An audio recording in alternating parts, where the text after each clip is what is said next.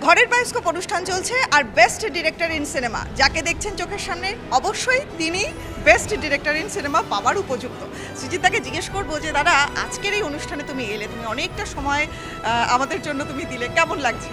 খুব ভালো লাগছে। ঘরের বায়োস্কোপ তো অ্যাকচুয়ালি আগের বছর থেকেই বাঙালির মনে একটা জায়গা করে নিয়েছে, কারণ সিনেমা তো ঠিক আছে, সিনেমার জন্য পাওয়া অ্যাওয়ার্ডস আছে, কিন্তু ওয়েব সিরিজ এবং সিরিয়াল এর জন্য সত্যি কথা একটা অ্যাওয়ার্ডের প্রয়োজন ছিল, কারণ এত মানুষ এত ভালো কাজ করছেন, তো সেটা স্বীকৃতির একটা কোথাও প্রয়োজন ছিল। তো সেই অভাবটা পূরণ করেছে TV9-এর ঘরের বায়োস্কোপ। খুব খুব ভালো লাগছে।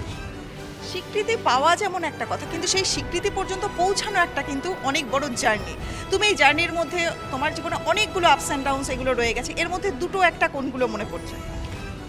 আপস অ্যান্ড ডাউনস সেরমভাবে সেই অর্থে আপস অ্যান্ড ডাউনস বলতে ডেফিনেটলি কিছু কিছু বছর অতটা ভালো যায় না, কিছু বছর খুব ভালো যায়।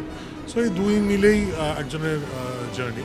সো লাকিলি আমার 2010 থেকে মোটামুটি এই 14 বছরের মধ্যে আমি বলবো 10-12 বছর খুব ভালো গেছে। সো উইচ ইজ গ্রেট, এবং আমার খুব ভালো লাগছে যে এই বছরটা বিশেষ করে 2024 was very special for me. অতি উত্তম, পদাতিক, টেক্কা, পদাতিক দেশে বিদেশে প্রচুর আন্তর্জাতিক জায়গা নিয়ে স্থান করে নিতে পেরেছে। টেক্কা ওয়াজ এ বুজো ব্লকবাস্টার।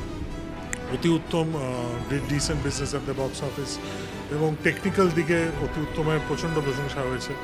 এছাড়া আমার শেখর হোম, বম্বেতে করা কাজগুলোর মধ্যে সবচেয়ে পপুলার হয়েছে শেখর হোম, KK মেননের সঙ্গে যে শার্লক হোমসের ভারতীয় সংস্করণ, সেটা। বছর শেষে আসছে ফেলুদা, ভূস্বর্গ ভয়ঙ্কর।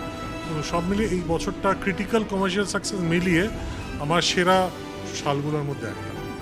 অপূর্ব একটা সময়, কিন্তু একটা ছোট্ট প্রশ্ন, যে যেদিন সিনেমা রিলিজ করে ঠিক তার আগের রাত সেটা কেমন কাটে?